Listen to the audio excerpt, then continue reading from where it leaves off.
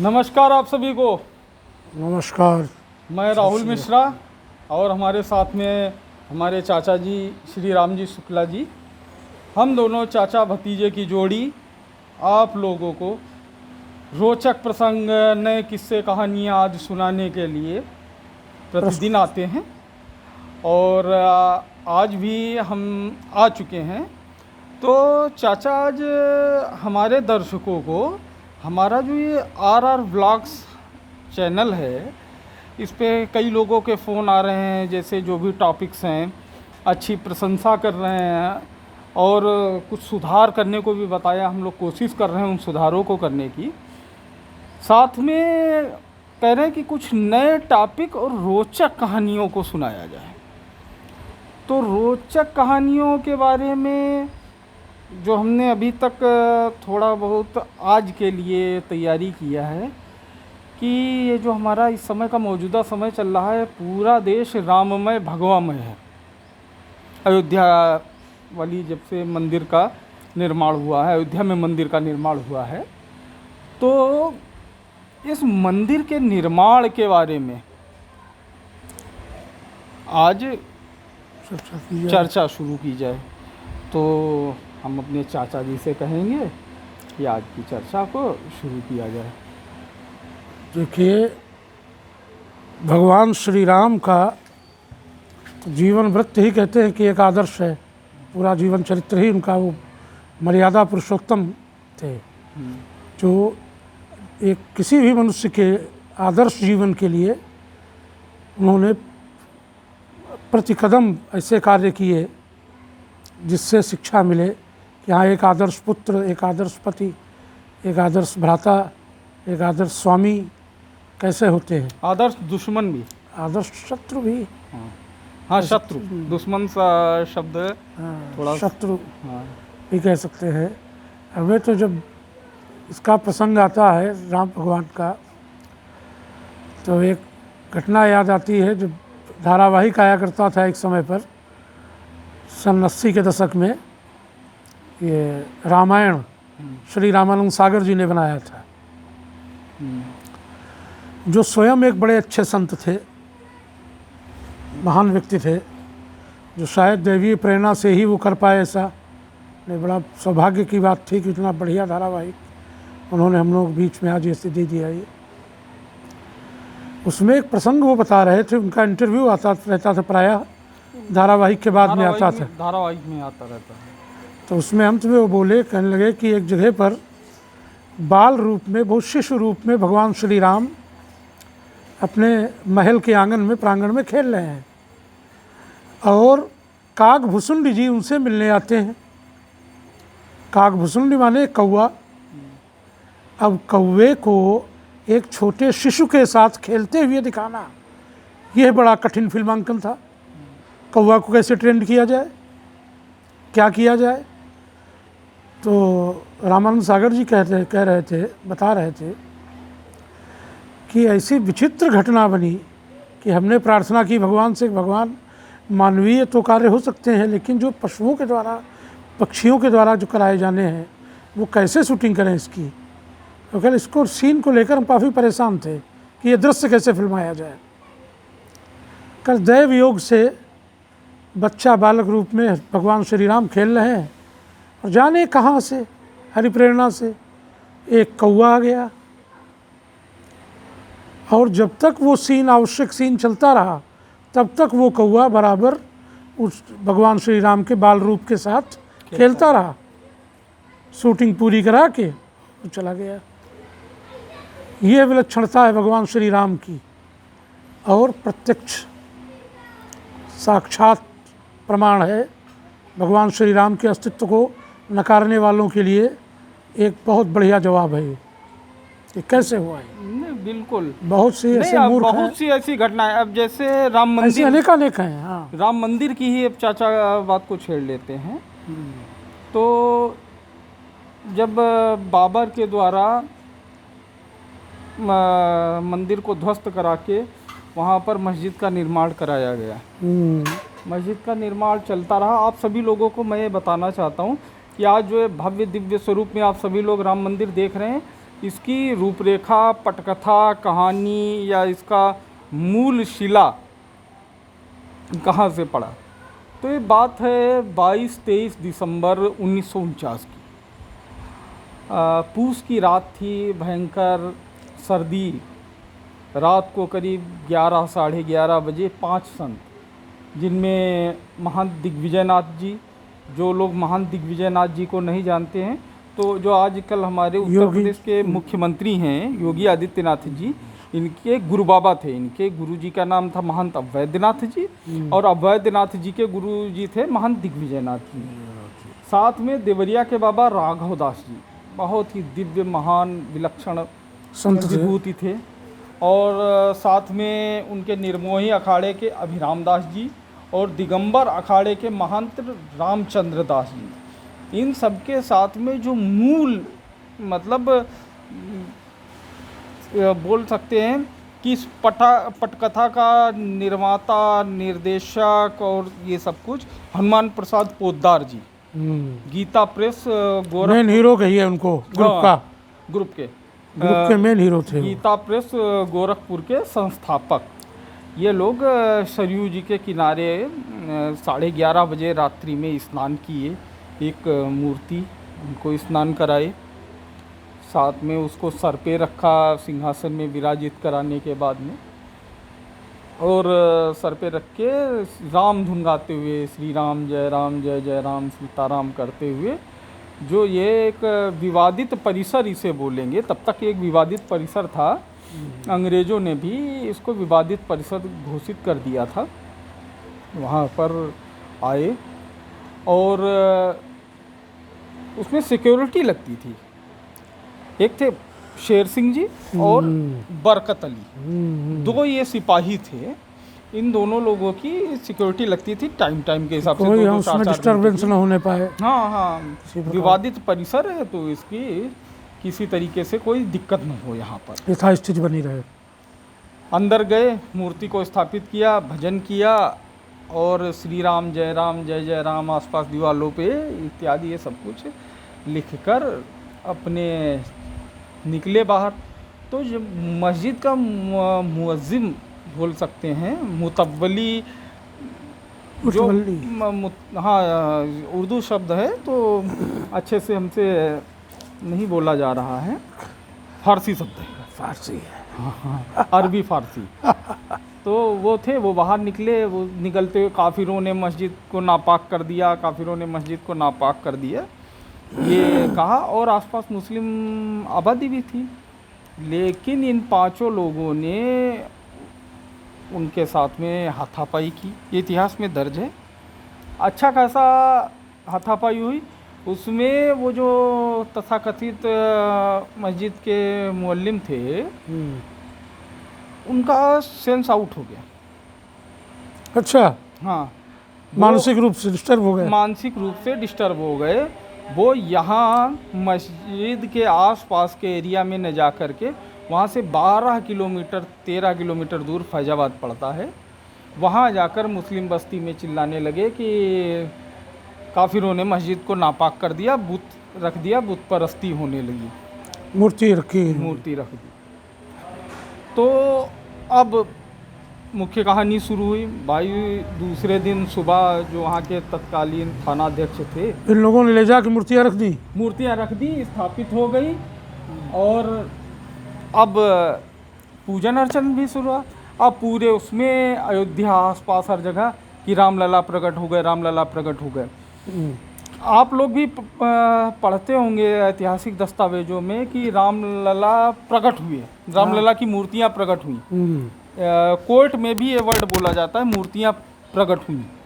उसी के आधार पे कब्जा दिखाया गया रामचंद्र भगवान का, जो शिशु स्वरूप में थे। तो वहाँ के जो बरकत अली थे भाई, सुबह है जो करीब बरकत अली पहुँचे भाई, बरकत अली की ड्यूटी थी उस समय 12 बजे से। अब बरकत अली ने जो बयान दर्ज कराया, आप लोग गूगल कर सकते हैं, वहाँ राम मंदिर जो नया बना है, वहाँ दीवालों पर बरकत अली का बयान भी दर्ज है। तो उसने जो ये बयान दिया है कि मैं अपनी ड्यूटी पे था और एक खुदाई रोशनी प्रकट हुई। कंक्लूजन जो आसमानी रोशनी, खुदाई रोशनी जो वर्ड है उसमें खुदाई रोशनी आई, मेरी आंखें बंद हो गईं और अपने चतुर्भुज रूप में भगवान राम प्रकट हुए और फिर मूर्ति स्वरूप में स्थापित हो गए। ये इस बयान पर फिर भाई जो वहाँ तत्कालीन अमला प्रशासन ये सब कुछ था, उसने मस्जिद का वो एरिया है जो सीज कर दिया कि अब भाई यहाँ पर कोई नहीं जाएगा। के नायर का प्रसंग भी हाँ, के नायर जिलाधिकारी थे, वो बाद में अभी प्रसंग को लाएंगे। इसमें समानांतर 2-3 कहानियाँ चल रही हैं। एक राम चबूतरा सुना होगा, जब बाबर ने मस्जिद बनवाई, तामीर करवाई, तो उसके बाद में जब अकबर का राज्य आया, बाबर का पुत्र हुआ हुमायूं, हुमायूं के हुए अकबर। अकबर तो उसकी उपाधि थी, अकबर उसका नाम नहीं था, जलालुद्दीन मोहम्मद, उसका जलालुद्दीन मोहम्मद नाम था। अकबर का है तो लोग उसके पास गए, सनातन धर्म के लोग, कि भाई हमारे पूज्य आराध्य हैं भगवान राम, हम लोग इनकी पूजा करना चाहते हैं जन्म स्थान पर, वहाँ पर तो मस्जिद बनवा दी गई। तो उसने पड़ोस में राम चबूतरे का निर्माण केवल करवा दिया था कि आप लोग यहाँ पर पूजा कर सकते हैं, पूजा वो भी रामनवमी इत्यादि में विशेष पर्वों पर यहाँ पर राम चबूतरे पर आकर आप लोग पूजा कर लीजिएगा। फिर ये जब घटना घटी, मूर्ति प्रकट हुई, ये सब कुछ हुआ, तो जो तत्कालीन जिलाध्यक्ष, तत्कालीन जिलाधीश बोल सकते हैं, के नायर जी, के नायर जी थे, दक्षिण के थे, बहुत ही प्रकांड विद्वान भी थे और धार्मिक थे। सबसे अच्छी बात, उन्होंने लगभग 2 दर्जन पीएसी के जवान और इन सभी को वहाँ पर लगवा दिया ड्यूटी पर, और वो एरिया पूरा सीज कर दिया जहाँ भगवान राम थे, और कहा कि ये जो भगवान राम प्रकट हुए हैं, भाई साधु संतों ने कहा अब इनका पूजन, राग, भोग, स्नान ये तो बाल स्वरूप में है, इसके लिए क्या व्यवस्था होनी चाहिए। तो उन्होंने कहा कि कोषागार से, जो ट्रेजरी होती है ज़िले की, उस कोषागार से भगवान राम के राग, भोग, प्रसाद इत्यादि का सारा खर्च सरकारी खर्च पर होगा। नायर जी ने कर दिया। हाँ, ये नायर जी ने कर दिया। और फिर नायर जी के ऊपर तत्कालीन जो प्रधानमंत्री थे जवाहरलाल नेहरू जी, इतिहास में दर्ज है, मैं कोई अपनी तरफ से बात नहीं कर रहा, सही है बात, उन्होंने बहुत दबाव बनाया। जो यहाँ के मुख्यमंत्री थे, पहले मुख्यमंरी चंद्रभान गुप्ता जी थे, नहीं, नाम खैर जो भी थे मुख्यमंत्री जी से, हाँ, उनको पत्र लिखा, और उनके पत्र लिखने के बाद में बहुत पत्राचार, कोर्ट केस, ये सब कुछ करके फिर इनको निलंबित कर दिया डीएम साहब नायर जी को। और नहीं, इन्होंने कुछ सुना, ऐसा भी आदेश दिया था कि मूर्तियाँ हटवाइए वहाँ से। हाँ, वही मूर्तियाँ हटवाने नहीं हटवा पाएंगे, तब सस्पेंड कर दिया इनको। हाँ, तो इन्होंने नेहरू जी ने कहा कि मूर्ति हटवा दो। हाँ, और उन्होंने अपने आदेश में जो बोला, राग, भोग, प्रसाद का जो आदेश दिया था ट्रेजरी को, साथ में ये भी कर दिया कि ये मूर्तियाँ किसी के आदेश पर नहीं हटाई जा सकती हैं जब तक कि फुल बेंच की कोर्ट से आदेश न हो। ये नायर जी ने कर दिया, नायर जी ने कर दिया था। और पता था कि फुल बेंच कोर्ट से आदेश इतनी जल्दी नहीं होना। दूसरा चीज़, अभी तक जो हिंदू पक्ष था वो कमज़ोर था, उस विवादित परिसर पे दावा ही नहीं कर सकता था, जो अब आधार बन गया था। अब आधार भी बन गया था, और साथ में एक आपको भारतीय कानून की एक बहुत महत्वपूर्ण बात बताता हूँ। यदि कोई मूर्ति कहीं पर स्थापित है तो वो खुद ही स्वयं अपना दावा प्रस्तुत कर सकती है। वो उसको एक कस्टोडियन होता है, जो वकील हो या कोई हो, वो रिप्रेजेंट करेगा, और मूर्ति को अल्पवयस्क माना जाता है। जैसे अल्पवयस्क कोई बच्चा अगर कोई केस करना चाहे कोर्ट में, तो जिस तरीके से करता, नाबालिग तो अलग चीज़ है, अल्पवयस्क 12 वर्ष से कम, तो उस स्वरूप में मूर्ति को लिया जाता है। केस हो गया, नायर जी को निलंबित कर दिया गया। पर इस घटना के बाद में नायर जी अयोध्या और अयोध्या के क्षेत्र के आसपास के लोगों के हीरो बन गए, मतलब एक नायक बनकर उभरे। फिर नायर जी ने तत्कालीन लोकसभा चुनाव भी लड़ा। नायर उनके तो जी, ड्राइवर पत्नी भी चुनाव लड़ी थी हाँ, शायद, हाँ, और हाँ। सभी जीते थे शायद। नायर जी की पत्नी और ड्राइवर भी विधायक हो गया। हाँ, तीनों जीते थे। वो जिस पर भी हाथ रख दे रहे थे नायर जी उस समय, तो वो जीत के आ जा रहा था।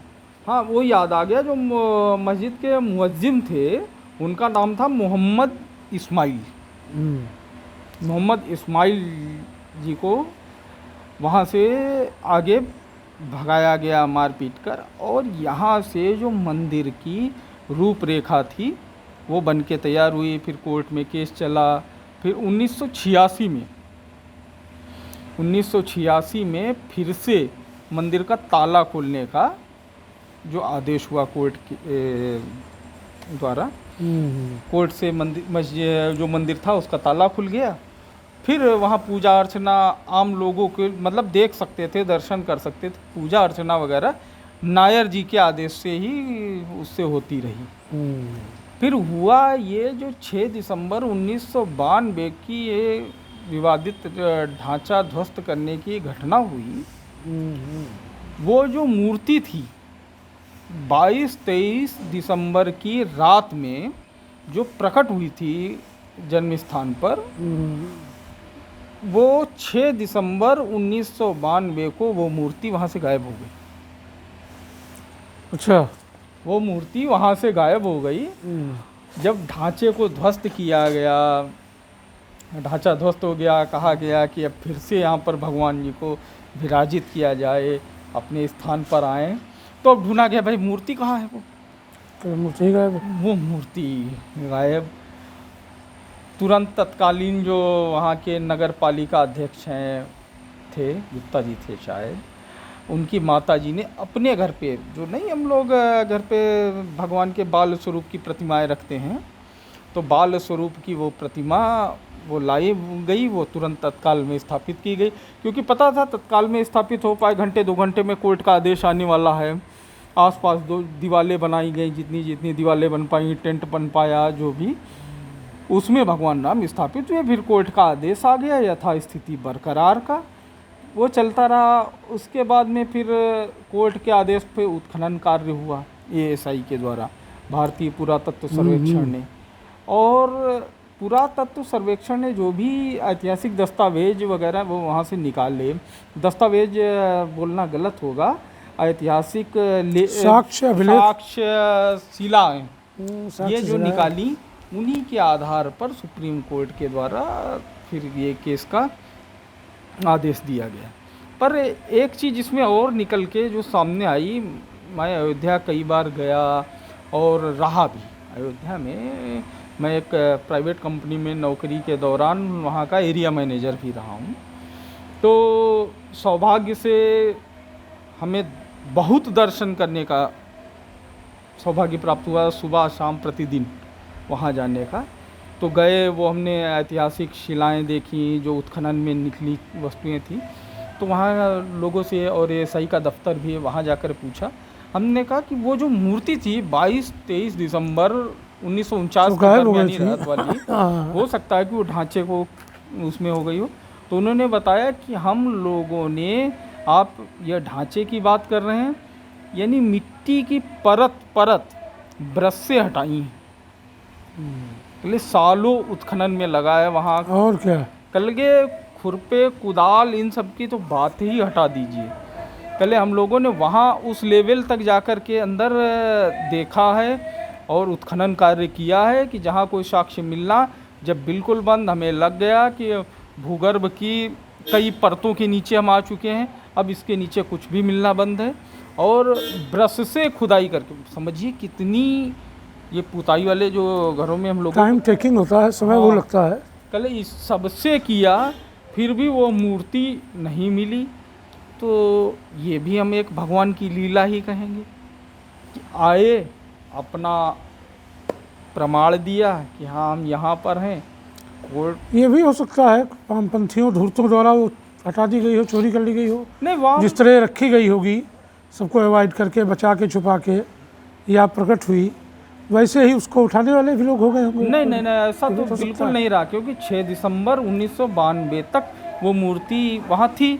जब लोग पहुँचे हैं अंदर ढांचा गिराने। ढांचा ध्वस्त करने, तो तब तक मूर्ति वहाँ थी और 22-23 दिसंबर गायब हुई। और 6 दिसंबर को गायब हुई। 22-23 दिसंबर की रात में तो रखी गई और 6 दिसंबर 92 को वो गायब हो गई। अब आज का तो एपिसोड फिर लंबा हो जाएगा, अब बात को यहीं पे समाप्त करेंगे। और साथ में हमारी एक रिक्वेस्ट आप सभी से रहेगी कि आप सभी लोग हमारे प्लेटफॉर्म पे जो हम लोगों की परिचर्चा को देख रहे हैं, आप लोगों को कैसी ये परिचर्चा लग रही है, कृपया अपनी राय मशविरा ज़रूर दें और हमारे चैनल को सब्सक्राइब अवश्य कर लें और हाँ। शेयर करें अपने परिवार के लोगों के बीच। हम चाचा भतीजे की जोड़ी आप लोगों के बीच ऐसी बातें लाना चाहेंगे कि जिनको सुन के आपको गर्व की अनुभूति हो, अपने बच्चों को ऐतिहासिक प्रामाणिक दस्तावेज जो बता सकें, जो आज हम सब लोगों के मन स्थिति पटल से विस्मृत होती जा रही है, उन सबको कहीं न कहीं जिंदा रखने के लिए हम दोनों लोगों का यह प्रयास है। आप सभी के सहयोग से हम फिर से कुछ न कुछ नए रोचक किस्से प्रसंग आप लोगों के सामने लाते रहेंगे। आज के लिए यहीं, और फिर से हमारी रिक्वेस्ट है कि आप लोग RR ब्लॉग्स हरदोई को सब्सक्राइब कर लें और अपने पारिवारिक जनों में, अपने इष्ट मित्रों में, फेसबुक पे हो फॉलो कर लें। हाँ फेसबुक पे फॉलो कर लें, यूट्यूब पर सब्सक्राइब कर लें। सभी के बीच हम लोगों का वीडियो शेयर करते रहें। आज के लिए बहुत बहुत धन्यवाद। आप सभी का जय दिन श्री राम।